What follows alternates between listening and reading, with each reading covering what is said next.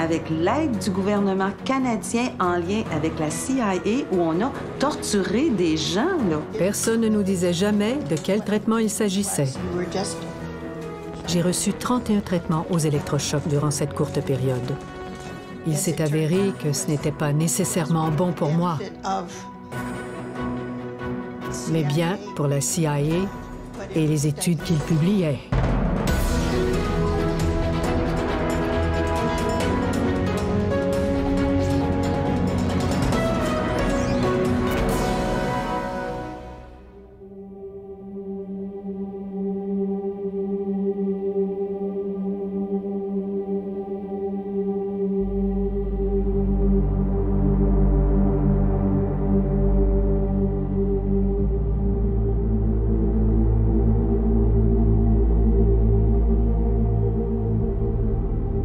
Je m'appelle Rosamie Automne-Témorin, je suis reporter et autrice, puis en faisant de la recherche pour mon premier livre, je suis tombée sur une histoire dure à croire, qui s'est pourtant bel et bien déroulée, puis chez nous. Une histoire que j'essaie de comprendre depuis maintenant pas loin de 2 ans. This is the story of a 30-year search by U.S. intelligence agencies to perfect mind control. Dans les années 50, en pleine guerre froide, la CIA s'est mise à soupçonner les communistes de posséder une drogue qui leur permettrait de contrôler l'esprit humain. The CIA became convinced the communists had found the key to brainwashing. Un programme de recherche a été lancé pour développer une version américaine de cette supposée drogue, le programme MK Ultra. Il s'est étendu sur une dizaine d'années et il a donné cours à environ 150 expériences dans près de 90 institutions, dont le Allen Memorial Institute de l'Université McGill à Montréal. L'Institut psychiatrique était tout récent et Donald Ewen Cameron en était le premier directeur. Dr. Ewen Cameron, the first director of the Allen Memorial, ran the institute with an iron hand for 20 years. À l'époque, c'était une sommité.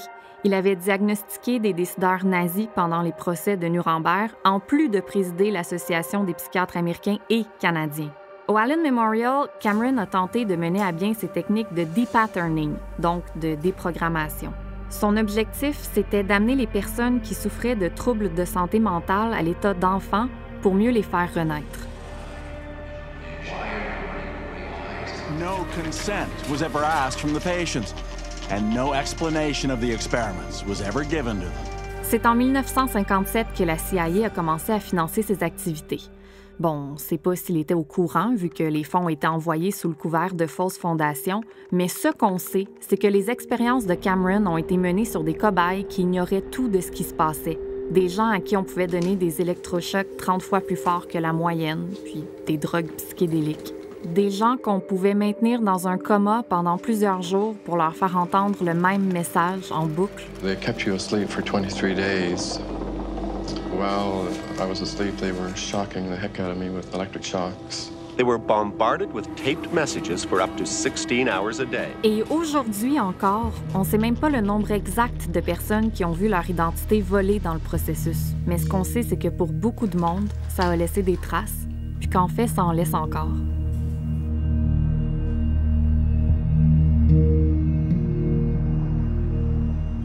J'habite à Montréal depuis 15 ans. Pourtant, j'ignorais que des expériences terribles avaient été menées à 2 rues de chez moi, il n'y a pas si longtemps de ça. Cameron used this combined sleep electroshock treatment on patients as long as 30 days. Quand on google le MK Ultra, il y a un paquet d'articles qui sort. C'est difficile de faire la part des choses entre les théories conspirationnistes puis les faits. Mais ce qui nous aide, c'est qu'il y a plusieurs articles, plusieurs sources internes qui étaient privées à l'époque qui ont été rendues publiques puis qui nous aident à en savoir plus.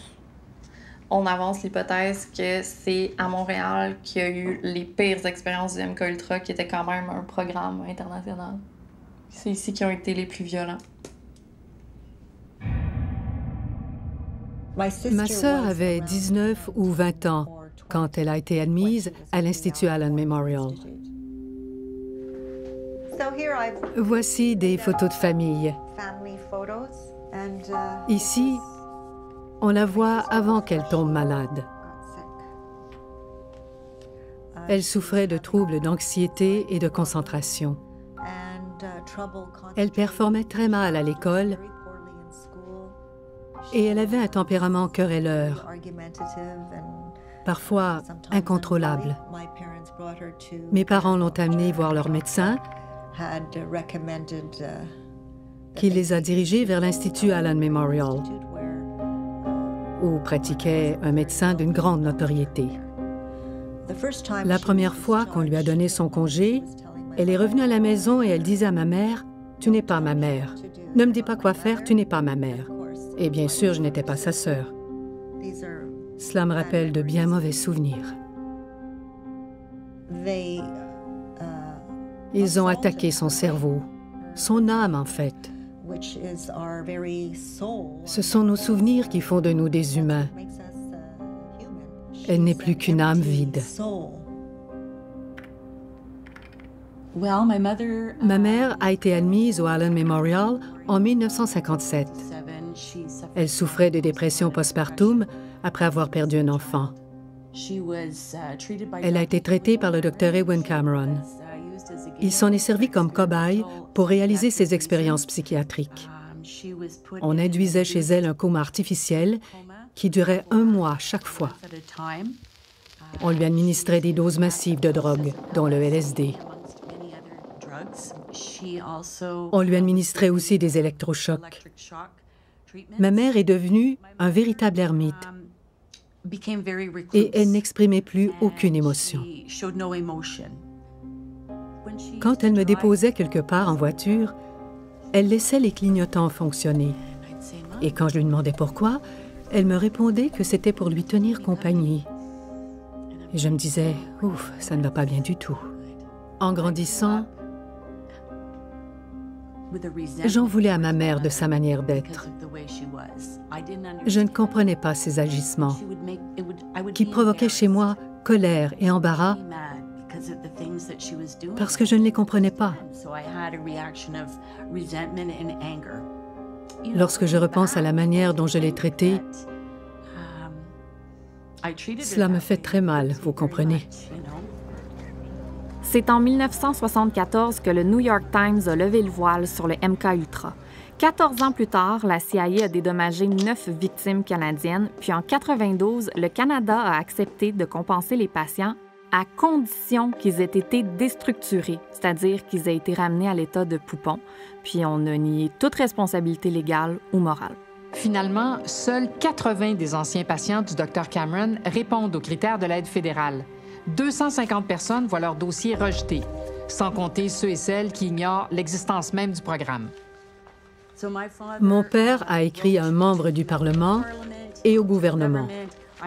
J'ai gardé toute sa correspondance depuis le premier jour, ainsi que toutes les réponses des gouvernements ou autres instances.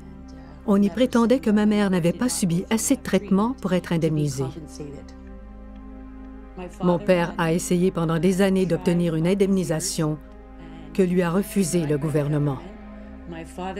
Mon père était un vétéran canadien qui avait fait la guerre. Il s'est battu pour le Canada et pour les Canadiens et il a été trahi. Après son décès, à l'âge de 93 ans, j'ai décidé de prendre la relève. Depuis le régime d'aide aux personnes déstructurées, il y a environ une dizaine d'ententes hors cours qui ont été conclues avec le gouvernement fédéral. On a accepté de donner 100 000 $ à quelques individus, mais avec des clauses de non-divulgation. Allison Steele fait partie de ces rares cas-là, et même si le gouvernement a voulu faire ça discrètement puis éviter que ça s'ébruite, c'est devenu public. Et Allison, elle, est devenue un modèle pour beaucoup de familles. Les médias s'en sont emparés et j'ai commencé à recevoir des tonnes d'appels de familles dont un proche avait subi le même sort au Allen Memorial. Après m'être informée, je me suis rendu compte que leur histoire était absolument identique à la mienne. L'une des membres de ces familles, Marilyn Rappaport, s'est jointe à moi et à d'autres, et nous avons décidé de former le groupe SAGA, Alliance des survivants contre les abus gouvernementaux. SAGA, c'est devenu un regroupement de familles qui cherchent à rendre justice à un ou une proche passée par le MK-Ultra.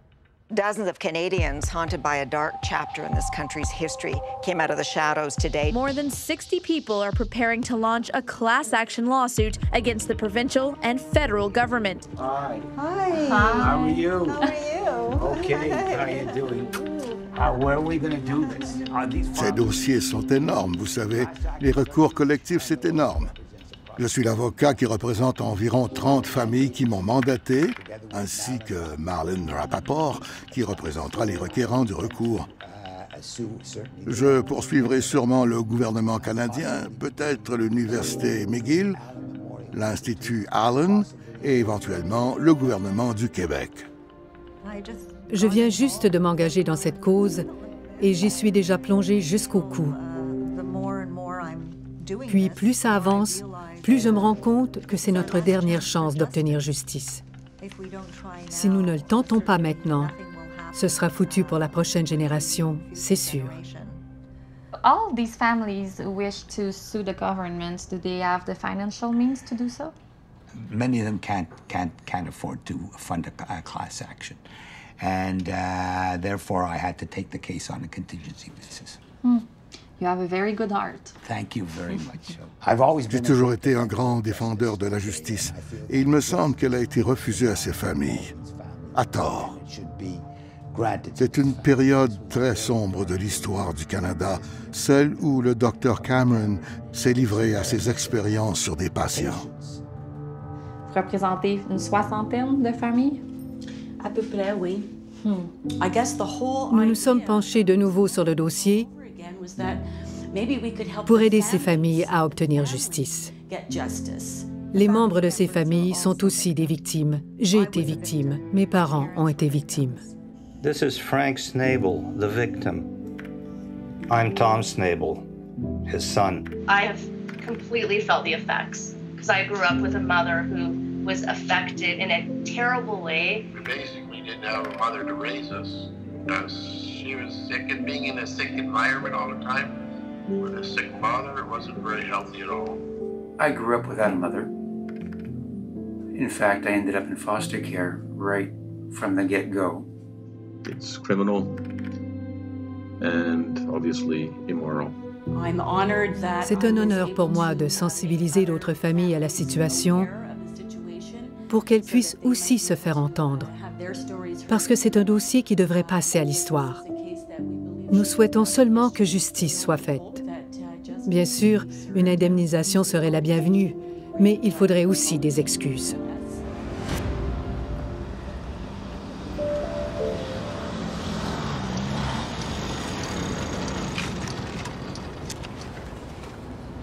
Donc, aujourd'hui, c'est la première rencontre entre Marilyn et les avocats.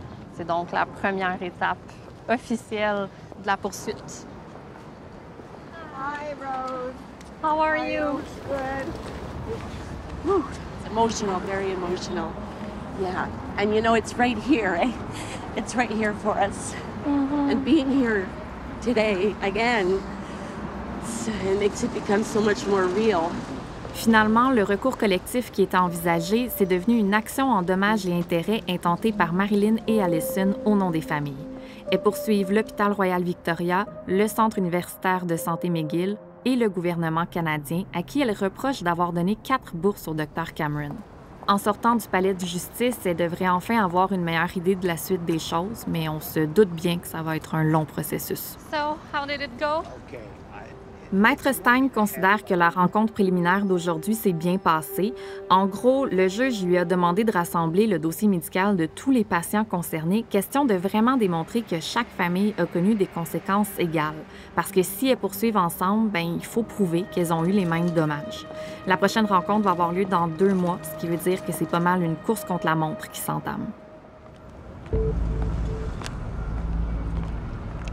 C'est vraiment important pour moi d'aller au bout de cette histoire-là parce qu'il y a des gens à qui on demande de rester silencieux depuis 60 ans parce qu'on ne veut pas parler de santé mentale, parce qu'on ne veut pas parler de théories conspirationnistes, parce qu'on ne veut pas parler de la CIA qui est venue jouer dans nos affaires ou qu'on ne veut pas parler des erreurs de McGill. Mais ça donne que j'ai accès à des micros, puis même je vais aller le donner à peu importe qui a quelque chose à dire puis en ressent le besoin, parce que c'est une façon de trouver la guérison ou de faire évoluer la conscience collective sur le rapport qu'on a avec l'autorité médicale ou le rapport qu'on a avec notre propre santé, bien, je pense que ça en vaut la peine.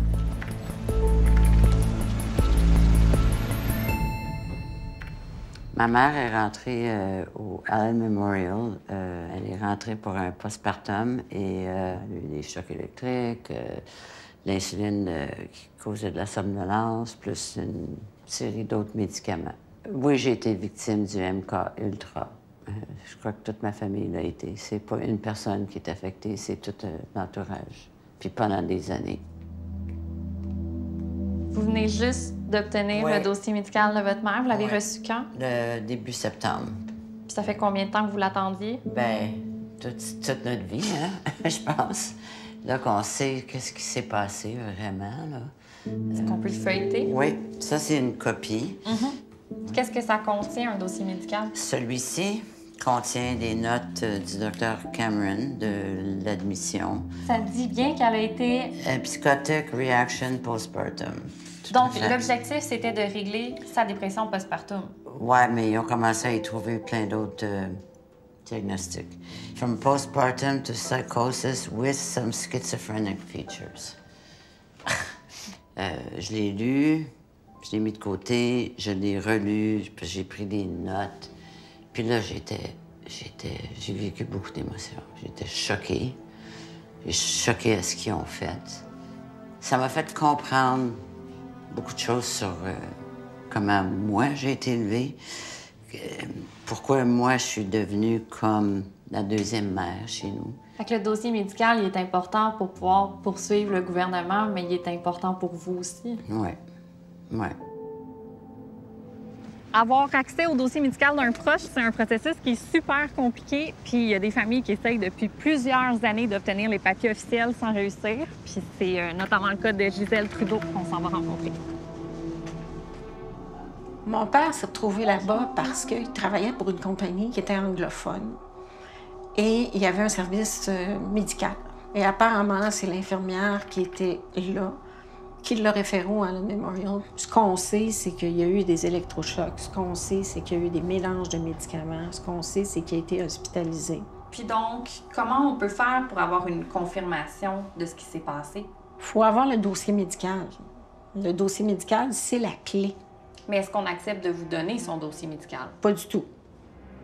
Quelle démarche vous avez fait jusqu'à maintenant pour essayer d'avoir le dossier de votre père? J'ai écrit au CHUM, à l'hôpital, service des archives. J'ai écrit à l'hôpital Douglas. J'ai écrit au service juridique, au ministère de la Justice, du gouvernement canadien.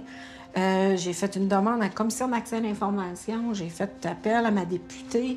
Je pense que j'ai frappé partout où je pouvais. Je veux savoir qu'est-ce qui s'est passé. Ça fait partie de ma vie, de savoir d'où je viens. Est-ce que je vais être comme lui? Est-ce que je suis comme lui? Donc, on s'entend que peu importe ce que le dossier indique, que votre père soit passé au MK Ultra ou pas, l'important pour vous, c'est juste de le savoir. Oui. Oui, puis de le voir parce que je les crois plus, là, après toutes ces démarches-là, après toutes ces demandes-là, je les crois plus. J'ai plus confiance en eux. J'aimerais voir le dossier. Je comprends. J'ai appelé à la Commission d'accès à l'information pour essayer d'orchestrer une entrevue au sujet des dossiers médicaux qui sont difficiles à obtenir. Eh bien, aujourd'hui, on m'a envoyé un courriel. Bonjour, la Commission d'accès à l'information est un tribunal administratif. Nous ne pouvons pas commenter. Bonne fin de journée. Une fille s'essaye. What's happening with the medical records? What are the difficulties? Why? Il limite les dossiers médicaux aux anciens patients du Dr. Cameron, traités uniquement par lui. Le problème, c'est que beaucoup de ces patients n'ont pas été traités seulement par le Dr. Cameron, mais par d'autres médecins sous sa supervision et ses directives. Et le fait que bien des dossiers soient incomplets nous a aussi causé des problèmes. From years ago. That's right. A lot of them were either I don't know, removed or many records were destroyed. Destroyed. Why? Don't ask me. Je n'en ai aucune idée. Je ne peux pas répondre pour le Allen Memorial ou le service des archives médicales. Peut-être à cause des poursuites, je ne sais pas. Je ne veux pas déjà les accuser d'avoir détruit ces dossiers en raison des poursuites. Je ne sais pas vraiment pourquoi. I'm gonna make a call to McGill PR team because I'd like to know why there's not a single word about the MKUltra experiments on their website. Évidemment, il y a des lois qui protègent la confidentialité des dossiers médicaux.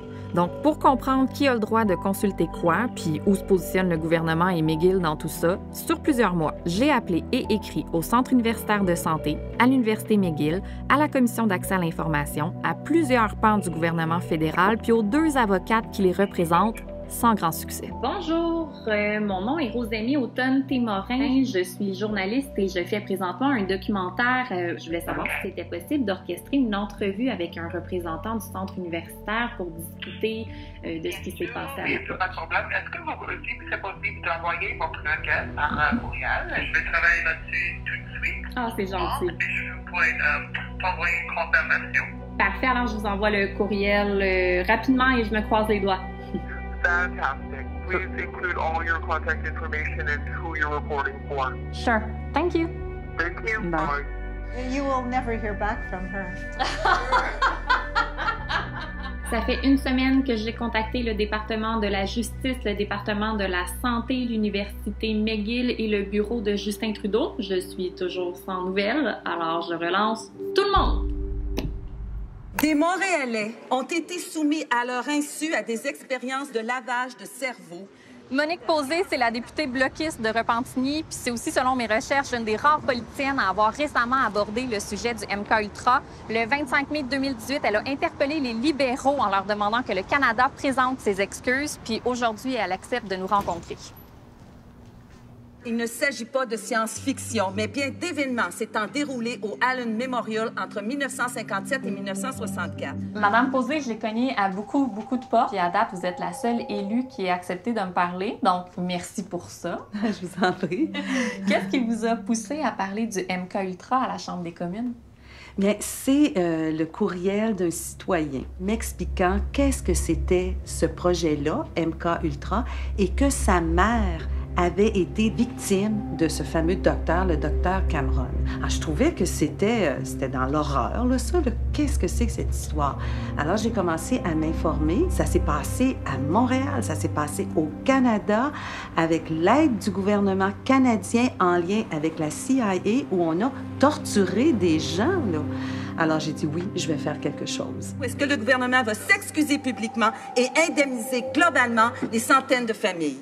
Puis comment ont réagi vos collègues à la Chambre des communes? Je vous dirais que dans la réaction du ministre, j'avais l'impression qu'il ne savait pas du tout de quoi je parlais. Et après la période de questions, il y a des députés qui sont venus me voir en disant « Mais de quoi parlais-tu? C'est quoi cette histoire-là? » Donc, il y a beaucoup de gens encore qui ignorent ce qui s'est passé dans les années 50, fin des années 50, début des années 60. Donc, vous avez aussi écrit à Justin Trudeau, si je ne me trompe pas. Oui, effectivement. Alors, j'ai posé une question en chambre, j'ai écrit à M. Trudeau et j'ai toujours pas de réponse. Alors, est-ce qu'il y a une question de honte ou est-ce qu'il y a une question de peur? Dans le sens que je me suis dit, si les citoyennes et les citoyens apprennent ça, il y a des citoyens qui pourraient se poser des questions à se dire, y a-t-il encore quelque chose qui se fait de cet ordre-là en quelque part, que ce soit à Montréal, à Toronto ou ailleurs au Canada? C'est incroyable, mais ça s'est fait. Donc, il faut absolument que le gouvernement arrête, dans le fond, de faire des cachettes et tout ça, qui soit transparent. Puis ça va peut-être aider à ce que la population, à un moment donné, soit moins cynique envers les élus. Comment ça se fait que j'étais pas au courant des expériences MKUltra? Comment ça se fait que le monde à qui j'en parle en ont jamais entendu parler non plus? Je sais pas. Je sais pas. Bien des francophones ne savent pas que ça s'est produit. Mais ils sont nombreux à l'avoir aussi subi. C'est peut-être une affaire de 2 solitudes. À l'époque, le Allen Memorial, c'était un hôpital majoritairement anglophone, donc l'histoire a peu fait jaser dans le Québec français. Puis je trouve ça super problématique parce que ça veut dire qu'aujourd'hui encore, il y a peut-être des familles francophones qui savent pas qu'un de leurs proches est passé par le MKUltra. On veut croire que le Canada est un endroit sûr, mais il se passe bien des choses qu'on ignore.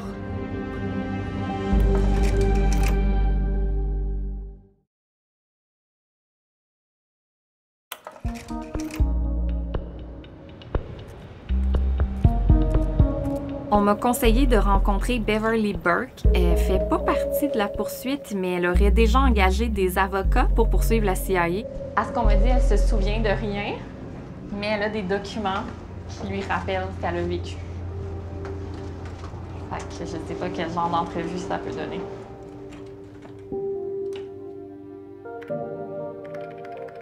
Do you remember why you first got into the Allen Memorial Institute? My mother told me I was depressed, and they thought I would be a good victim.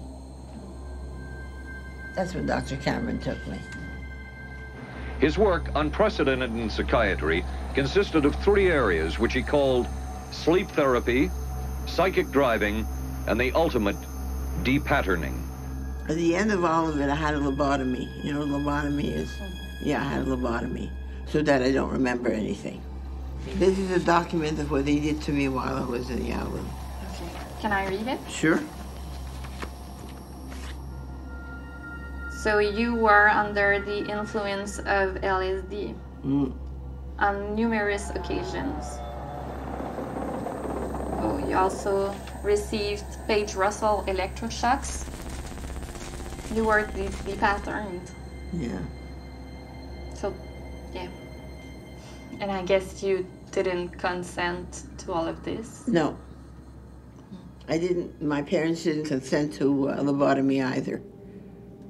It was done. Nobody consented. I was of age and I didn't consent. But it was done. Well, now my memory's not bad, but the past, I can remember the past. But do you wish you knew what happened to you at the Allen Memorial? It's better not? No, it better not. This is Dr. Cameron.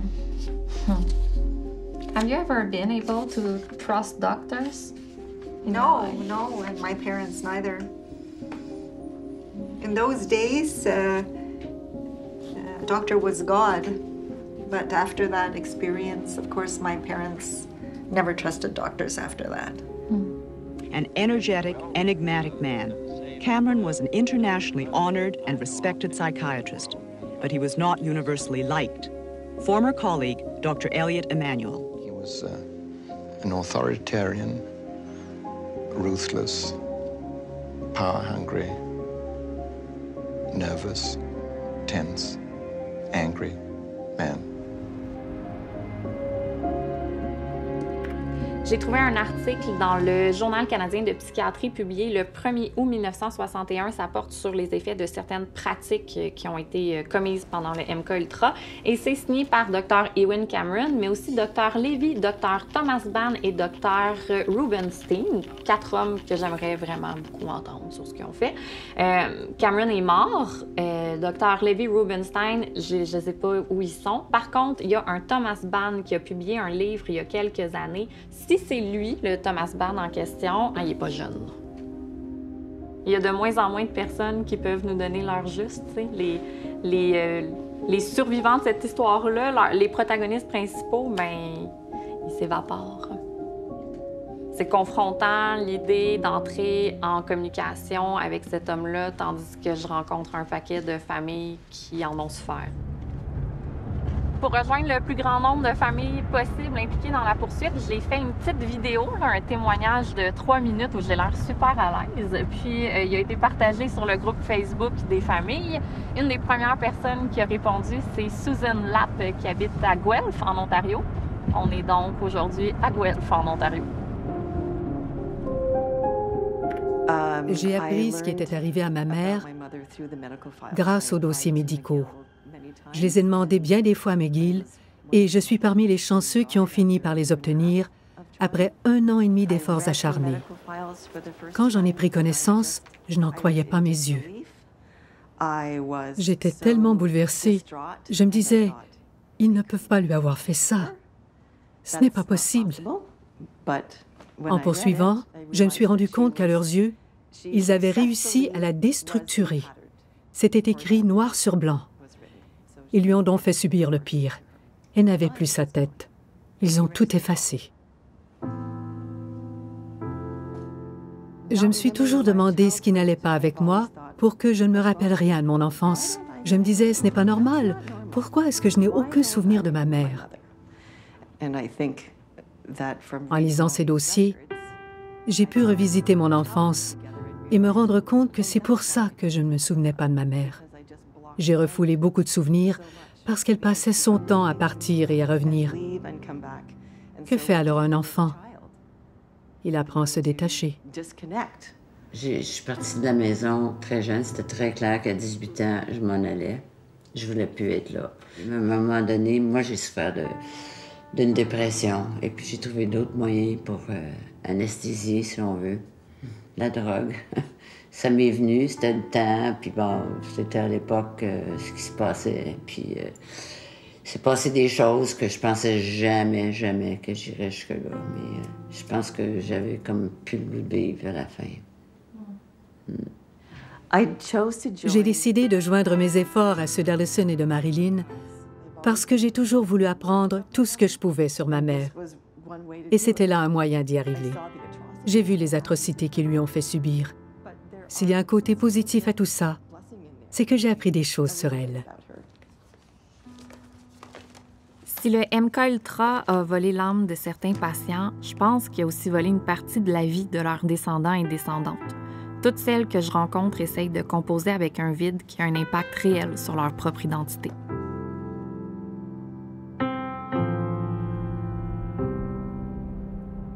Pendant qu'on faisait notre entrevue ensemble, il y a Marilyn Rappaport qui m'a envoyé un email et je comprends pas, mais elle m'écrit que ce matin, elle était avec 2 infirmières qui travaillaient au Allen Memorial Institute dans les années 60, puis qui étaient qui avaient beaucoup de compassion pour les patients qui étaient traités à l'époque.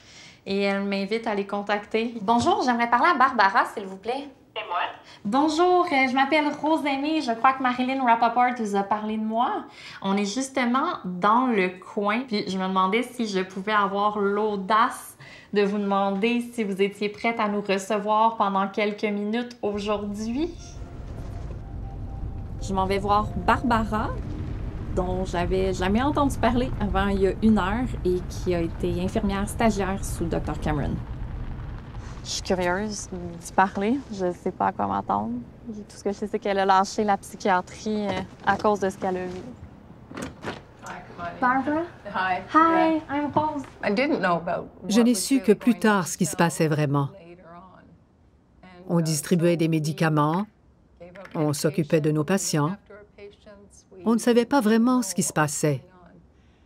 Je pense qu'on voyait ce qu'il y avait d'injuste dans tout cela et qu'on se disait qu'il y avait quelque chose de pas net dans cette façon de procéder.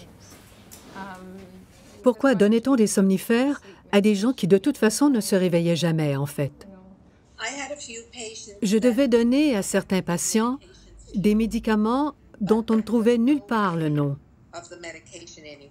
Seulement des chiffres. On me disait que les patients recevaient les traitements dont ils avaient besoin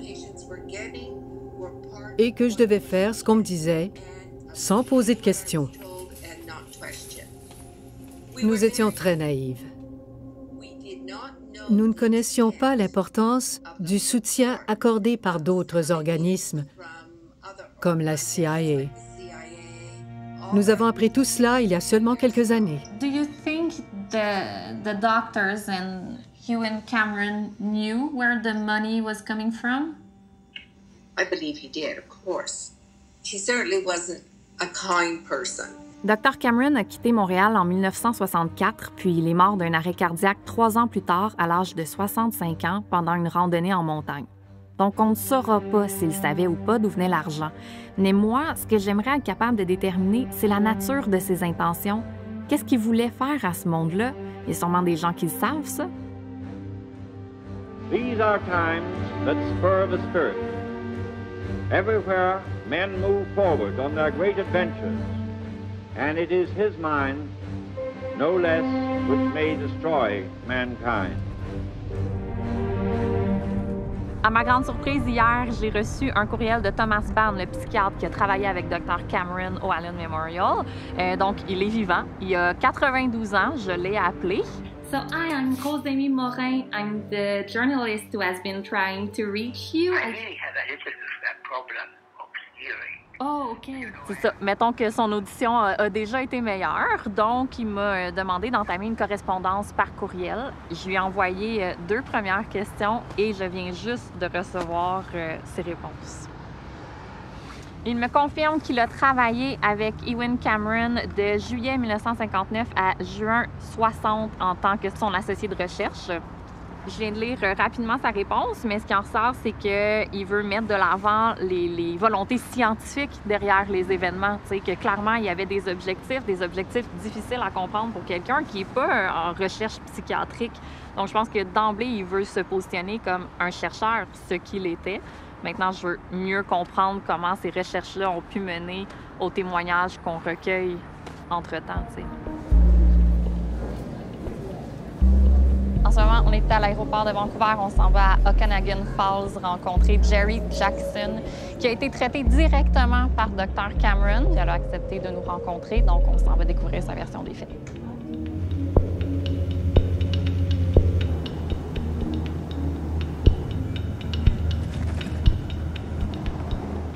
C'est important de venir en Colombie-Britannique parce qu'il n'en reste pas tant des patients et des patientes encore vivantes. Jerry, elle est dans ses 80, elle a encore toute sa tête, donc elle peut nous donner une version des faits éclairée puis juste.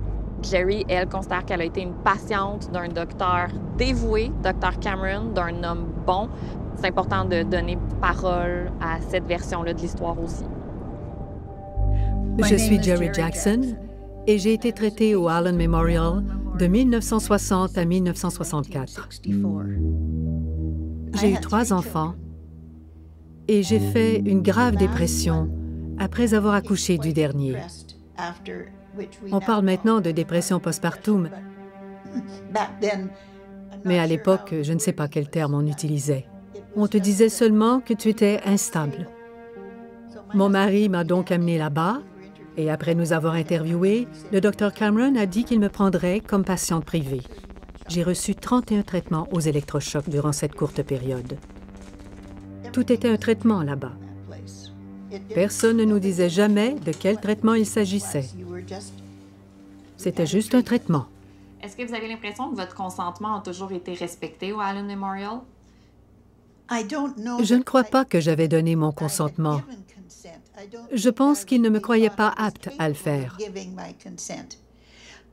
Je pense qu'une fois là-bas, quand le Dr. Cameron a dit qu'il m'acceptait comme patiente, ça voulait dire que je devais me soumettre à ce qu'il jugeait bon. Il s'est avéré que ce n'était pas nécessairement bon pour moi, mais bien pour la CIA et les études qu'il publiait.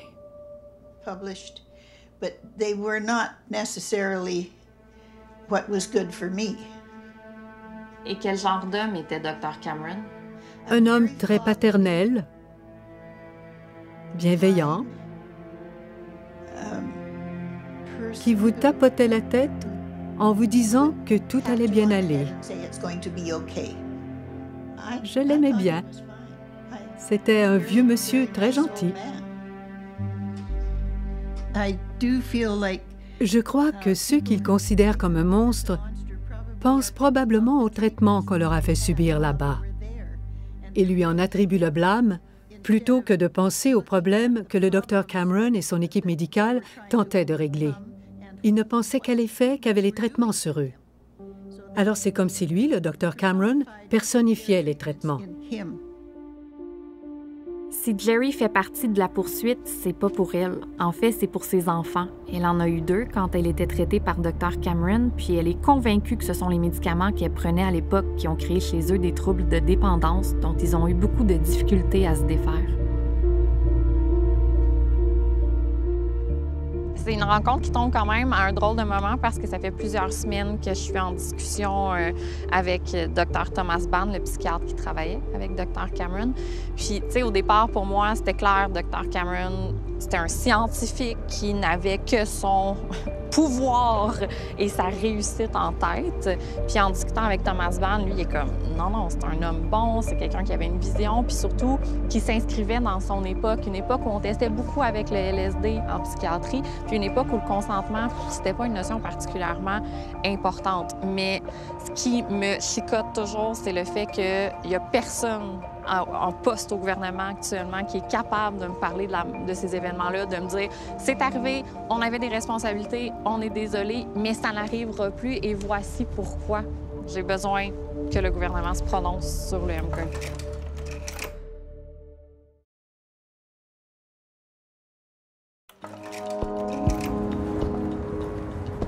Psychiatry represents the hitherto missing side of medicine. It is a whole new hemisphere of medicine in itself. J'ai questionné beaucoup de personnes pour essayer de comprendre qui était Dr. Cameron. C'était donc la moindre des choses d'essayer de discuter avec un de ses enfants. Son fils Duncan Cameron a accepté de me donner 2 minutes. Hello? Hi, Mr. Cameron. It's Rosemie Morin from Montreal. Oh, how are you? I'm good. How are you? Not bad. Donc moi, j'étais curieuse de savoir, pour commencer, comment vous vous sentez par rapport à la manière dont on se souvient de lui aujourd'hui. The things that I think he would be remembered for. One, he was the first director of the Allen Memorial Institute, and he attracted doctors for training from all over the world. Yes, so he contributed a lot to psychiatry, right? I think he did. He was a very strong person and, had strong views. But still, you do believe he made some mistakes? Yes, I do. I think his treatment of schizophrenics didn't work, and it should have been stopped. Plus je fais de lecture, plus je jase avec des gens, plus j'ai l'impression que les médias ont rapporté d'une façon monolithique l'enjeu. Un scientifique fou, puis qui faisait une série d'expériences sur une catégorie de personnes pour un objectif de brainwashing pour la CIA. Je me dis que si on a choisi cette version-là de l'histoire, c'est peut-être parce que c'est la plus rassurante. Si tout ça, c'est la faute d'un seul homme puis qu'il n'existe plus, bien alors on est tous et toutes en sécurité. En même temps, j'ai demandé à Thomas Bann qui finance aujourd'hui les expériences universitaires. Et il m'a répondu que les 3 principales sources de financement sont les gouvernements, l'industrie pharmaceutique et les fondations privées. Puis ça m'aide pas à dormir.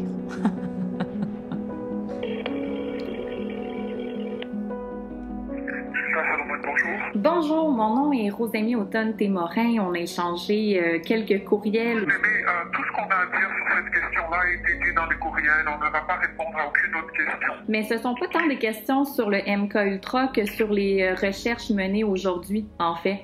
Alors, moi, je suis... d'accord. Alors, vous pouvez poser des questions. Oui. OK, super. Donc, j'aimerais savoir les recherches en psychiatrie aujourd'hui qui sont menées chez vous. Est-ce qu'il y en a qui sont financées par le gouvernement? Puis est-ce que c'est une information qui est publique? C'est bon, Rosemie, je vais me renseigner. Je vous reviendrai. Super, merci beaucoup. De rien. Au revoir. Le Centre de santé universitaire McGill répond toujours pas à ma question, mais je continue de croire que c'est important de savoir en quoi le consentement a changé si on veut s'assurer que le MK-Ultra ne survienne pas à nouveau. Alors aujourd'hui, je m'en viens rencontrer la psychiatre Dr. Mona Gupta. Est-ce qu'un projet comme le MK-Ultra pourrait avoir lieu aujourd'hui? Le projet MK-Ultra, exactement comme il se passait, je ne pense pas.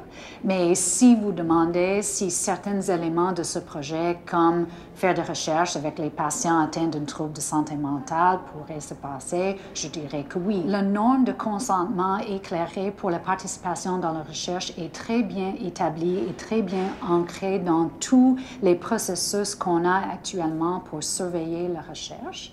Puis, est-ce qu'un gouvernement pourrait financer une recherche en espérant obtenir un outil de contrôle? Est-ce qu'une instance gouvernementale peut financer dans une manière cachée un projet de recherche mené dans un hôpital ailleurs? Je ne pense pas que les normes de la recherche, les cas d'éthique de recherche, vont permettre ça. Les gouvernements, même les organismes de financement, n'arrivent pas avec un projet tout emballé qu'ils donnent aux chercheurs. Ce qui est important, je pense, de rappeler, c'est que le Dr. Cameron, il travaillait sur plusieurs théories pendant plusieurs années. Donc, lui, il avait déjà un intérêt sur un concept et ça correspondait avec les besoins et les intérêts de CIA aux États-Unis. It is a period of tremendous change in psychiatry. We are seeing an enormous demand for knowledge concerning the effects of stress on human beings. Dans tous les domaines de la recherche, dans tous les domaines de la vie, il y aura toujours des situations où quelqu'un peut contourner les règles. Je pense que notre responsabilité en termes de communauté académique, communauté de recherche, mais aussi en tant que société, c'est d'être sûr qu'on travaille constamment sur l'élaboration des normes, sur la mise en application de ces normes. Les normes aussi évoluent en soi et donc d'être au fait de comment notre façon de voir la recherche change et d'être sûr que le cadre qu'on développe respecte les changements dans notre façon de penser. Il y a 60 ans, on ne parlait pas de santé mentale. On pouvait parler du cancer ou du diabète, mais on ne parlait jamais de santé mentale. Je sais que vous habitez avec votre fille. Est-ce que c'est tout de votre dépression postpartum, du Allen Memorial, du MK Ultra? Quand elle a eu 21 ans, elle avait des problèmes. Et je lui ai écrit une lettre où je lui racontais tout cela. Chère Heather, je veux que tu saches qu'il y a bien longtemps, après la naissance de Kevin, j'ai eu une forte dépression et j'ai quitté Sainte-Terre au Québec pour Montréal, à l'hôpital Allen Memorial, où j'ai demandé à être admise. Les 2 fois où j'étais enceinte, le Dr. Cameron a voulu que je me fasse avorter, mais j'ai refusé parce que je voulais t'avoir. Quand j'étais sous traitement au Allen Memorial, on m'a administré des électrochocs, de l'oxyde nitreux et du LSD. Une fois, j'ai même voulu me suicider en avalant un flacon de pilules. Tout ce que ça m'a donné, ça a été de prolonger mon séjour à l'hôpital et je n'ai rien accompli d'autre. Tu as la plus grande opportunité de ta vie devant toi. Saisis-la au passage. Nous t'aimons.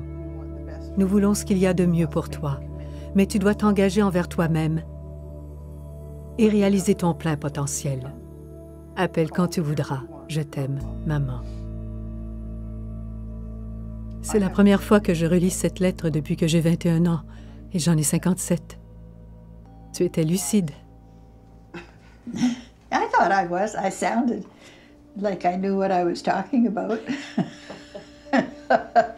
Whether I did or not, that's... I think it helped. That was the foundation of my self-awareness, my ability to look within and figure things out, question myself. Well, maybe there's something good came from all of the experiences at the Allen after all. C'est quoi cette lettre-là? C'est la lettre que j'ai écrite à mon père le 31 décembre, suite à la réception de la dernière réponse du CHUM, qui me dit on n'a rien dans le dossier. J'ai voulu comme clore le dossier, si on peut dire, en disant bon, mais garde, j'ai fait toutes ces démarches-là pour te rendre une forme de justice.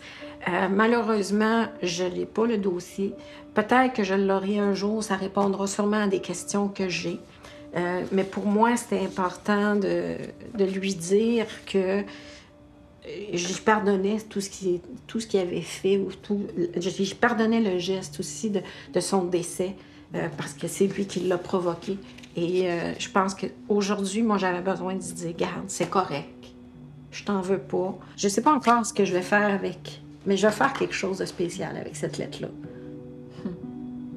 Est-ce que vous avez l'impression qu'aujourd'hui, vous connaissez cette femme-là? J'ai l'impression de connaître une version de ma mère que j'ai construite. Je l'ai reconstituée. Ça demeurera toujours un mystère. C'est un conflit existentiel que je ne pourrai jamais régler et je dois l'accepter. J'ai fait tout ce que je pouvais. J'ai vu toutes les photos que je pouvais. Moi, je veux garder des bons souvenirs de ma mère. C'est sûr que c'est émotif. C'est ça, c'est triste. C'est vraiment triste, puis c'est de l'abus à un point qu'on peut pas expliquer. C'est triste, mais je veux garder des bons souvenirs.